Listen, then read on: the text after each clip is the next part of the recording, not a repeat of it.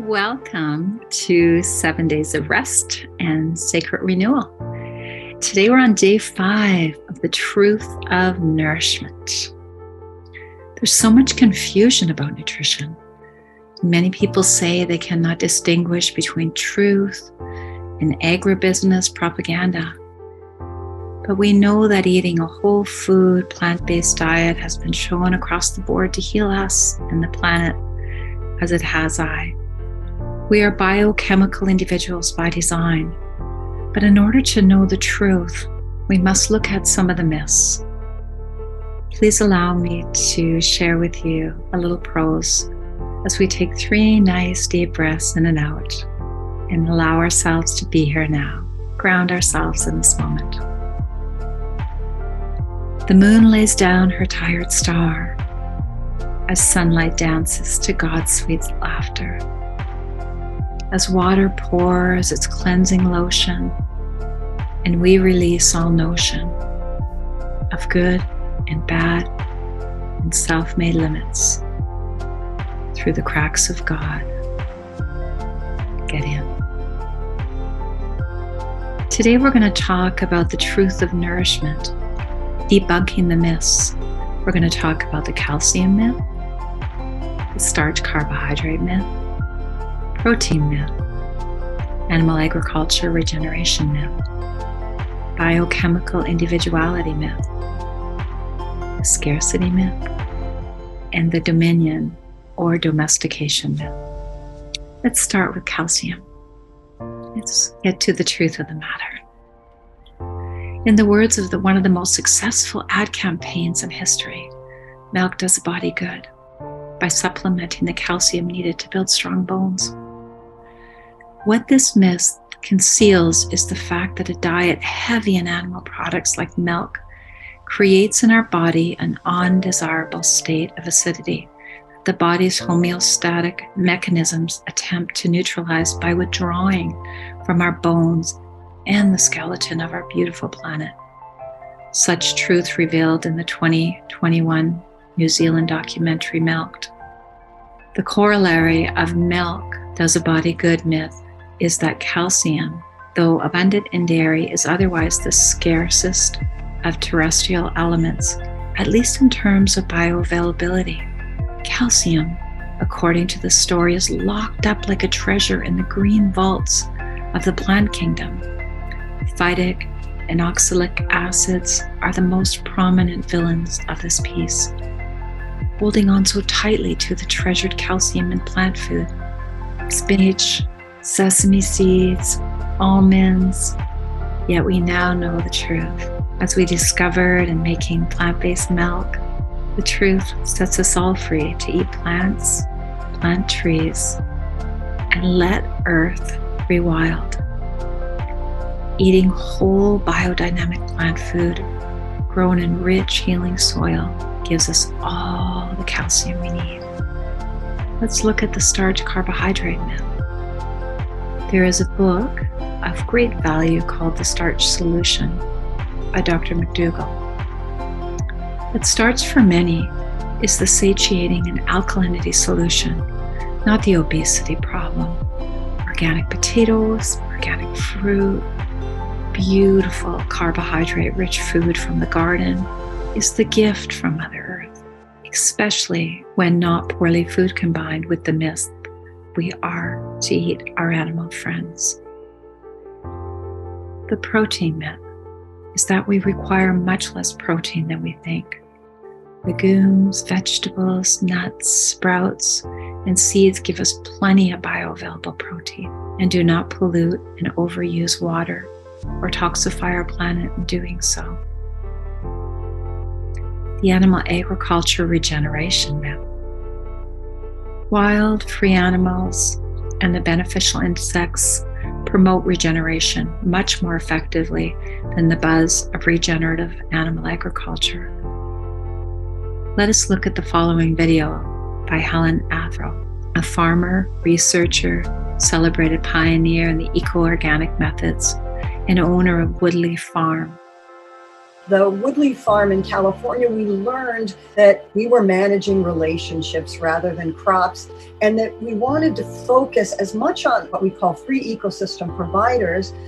Over here in this right-hand corner, these are parasitized aphids, these brown ones, and parasitic wasps come into the system and take care of that pest.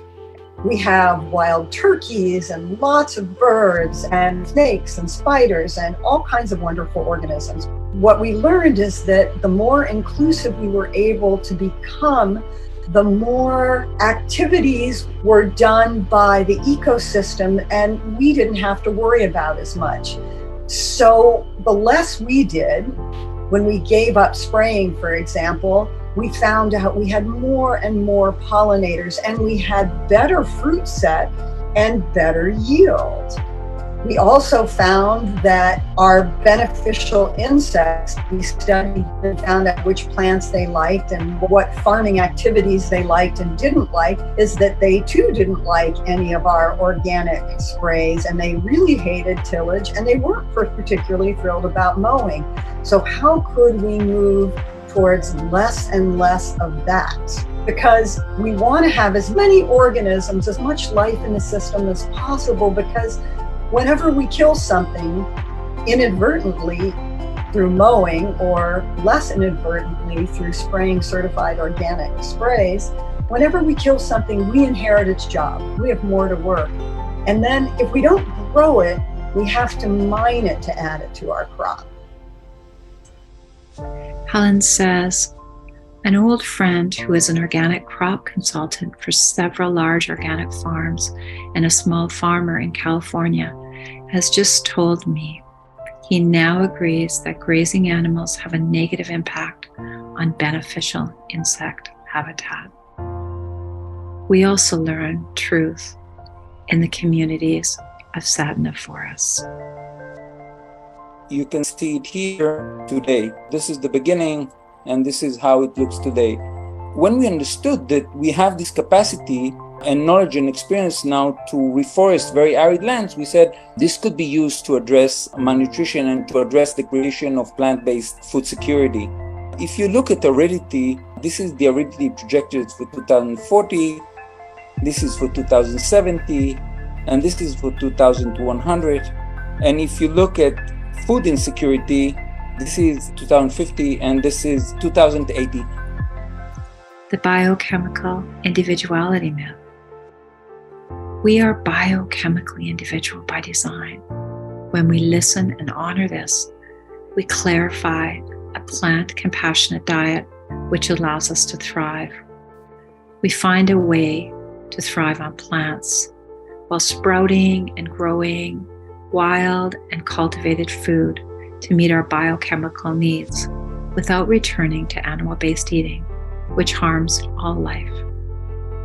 The myth is, if we can't digest legumes, then we should be eating meat.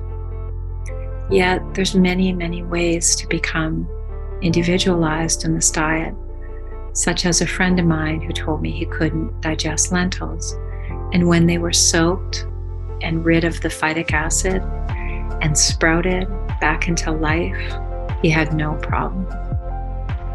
The scarcity myth. The natural world is abundant and teeming with life. As seen on this land use map, we only use 7% of the land to grow the food humans eat.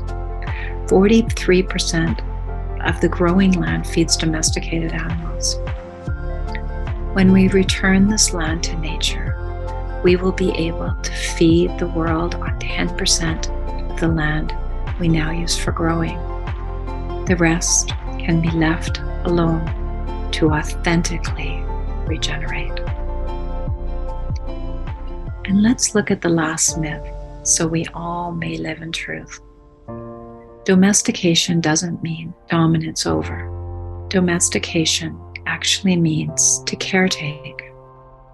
The truth is, we know how to live without killing. We were given permission to return way back in Genesis 1:29. I give you every seed-bearing plant on the face of this whole earth, and every tree that has fruit with seed in it. They will be yours for food. Were we given permission when there was no other option? There's many options to truth. And when we watch a beautiful cub with its mama from a distance when they appear, when we watch a ladybug and the fascination in my granddaughter's eyes, we know that life is perfect. We know that when left to be in truth, the earth knows how to regenerate. We know we no longer need to domesticate each other and imprison. We know that what we do for all our friends, including all sentient beings, we do for ourselves. May we all be blessed with the teachings of how to give life back, how to give the earth back, how to give the water back, how to be in a world but not of it. May we all return to truth. Blessings.